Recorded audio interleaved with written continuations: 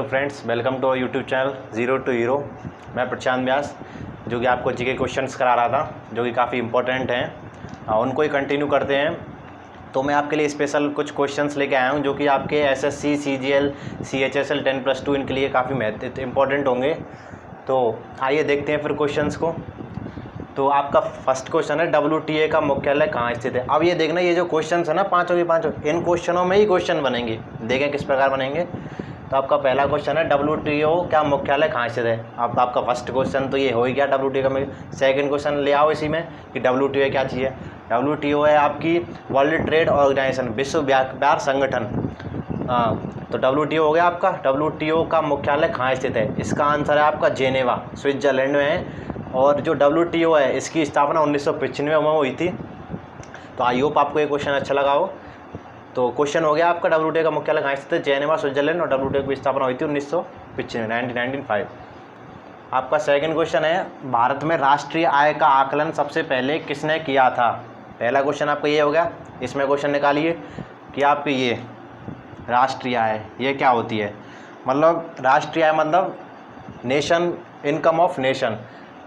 तो राष्ट्रीय आय हो गई आपकी। राष्ट्रीय आय आपकी क्या हो गई कि मतलब टोटल भारत में या किसी नेशन में जो टोटल पैसा जो आता है, उसको आप राष्ट्रीय आय बोलते हैं। उसको अगर हर एक नागरिक को बांट दिया जाए तो उसको बोलते हैं प्रति व्यक्ति आय।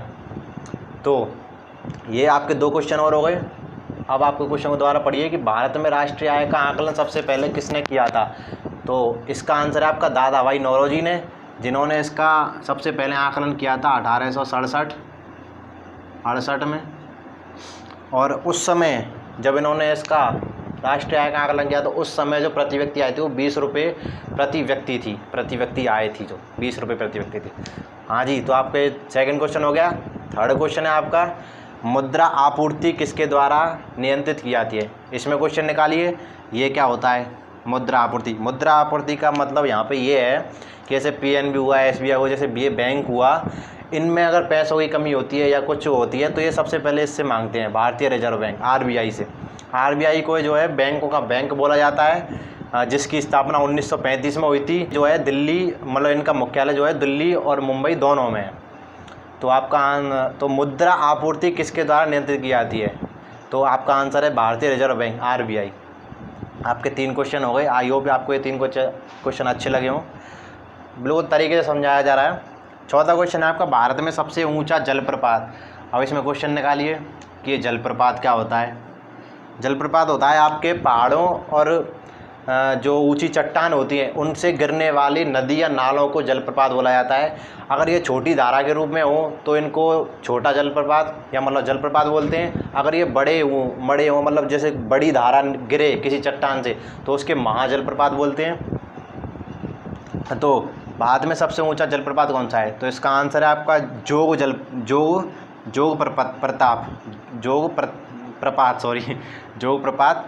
जोग प्रपात, जिसका नाम दूसरा नाम है महात्मा गांधी जलप्रपात, इसका नाम ये है।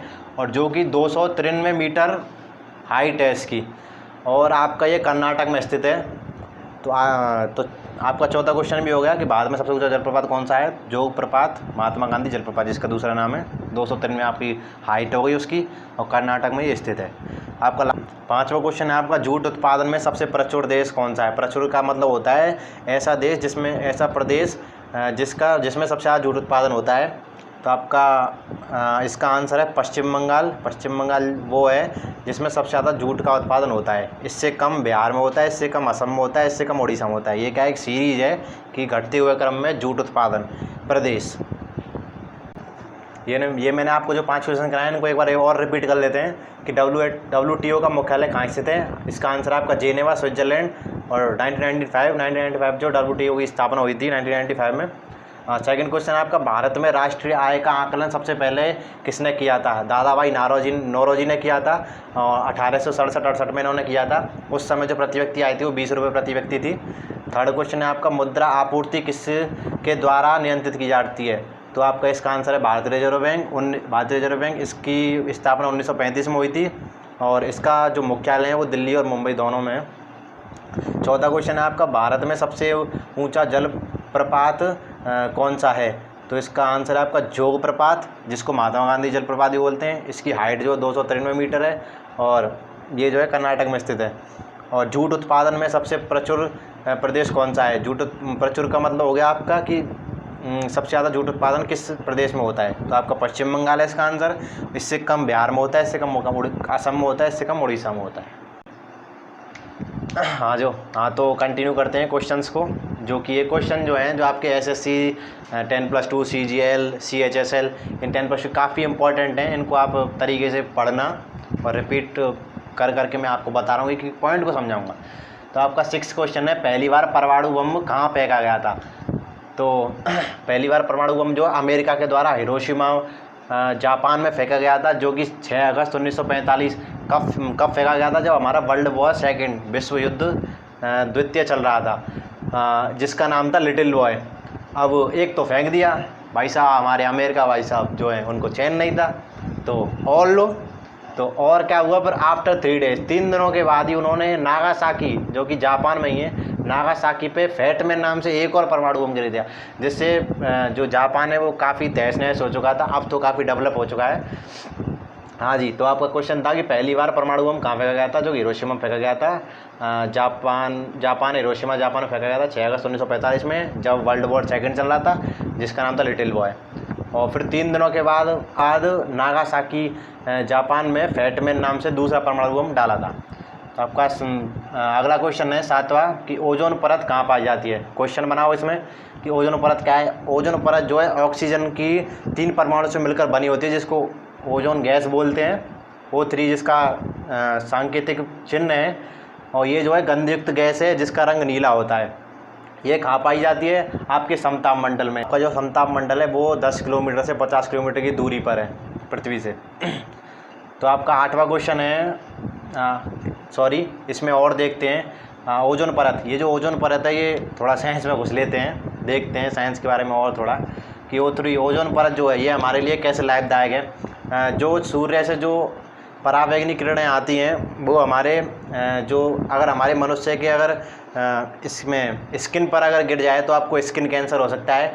इसलिए ओजोन परत जो है उनसे हमारी रक्षा करती है। पर अब इसका मतलब इसमें एक छिद्र होता जा रहा है, वो कंटिन्यू बढ़ता जा रहा है। ये किस कारण हो रहा है? जो AC और फ्रीज जो है इनसे निकलने वाली क्लोरोफ्लोरोकार्बन जो गैस है CFC, उनके द्वारा हो रहा है।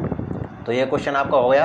8वां क्वेश्चन है आपका डेसिबल शब्द किससे संबंधित है? डेसिबल जो शब्द है वो ध्वनि का मात्रक है डेसिबल, और जो ध्वनि की चाल होती है वो 332 मीटर पर सेकंड, मतलब 1 सेकंड में ध्वनि की जो चाल होती है वो 332 मीटर होती है।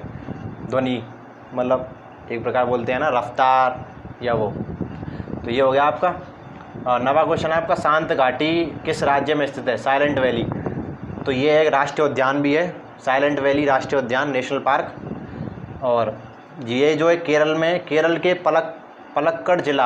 पलक्कड़ ज़िले में नीलगिरी की पहाड़ियों में स्थित है। और इसका जो क्षेत्रफल है टोटल वो 89 किलोमीटर स्क्वायर है। आपका 10वां क्वेश्चन है मानव विकास सूचकांक HDI ह्यूमन डेवलपमेंट इंडेक्स किसने विकसित किया था? मानव विकास सूचकांक। अब ये HDI है क्या चीज़? ये एक मानव सूचकांक है, मतलब मानव विकास सूचकांक है, जिससे हमें ये पता चलता है कि कोई देश है वो कैसा विकसित है, कि कितना विकासशील है, कितना वो अविकसित है। इससे हमें ये पता चलता है। हाँ, तो इसको किसने विकसित किया था? पाकिस्तान के एक अर्थशास्त्री थे जिन्होंने 1990 में इसका मानव सूचकांक विकास कब विकसित किया था। तो इनका नाम था महबूब उल हक। तो ये आपके क्वेश्चन थे, आई होप आपको अच्छे लगे हों। ये हमने क्या है स्पेशल SSC CGL CHSL 10+2 इनके लिए बनाए हैं, और काफ़ी इससे आगे भी काफ़ी अच्छे क्वेश्चन्स आएंगे। आई होप आपको अच्छे लगे हों। तो आप चैनल को सब्सक्राइब कीजिएगा और बेल आइकन को दबाइएगा, जिससे आप ऐसे ही क्वेश्चंस की नेक्स्ट वीडियो अच्छी तरीके से देख पाएँ।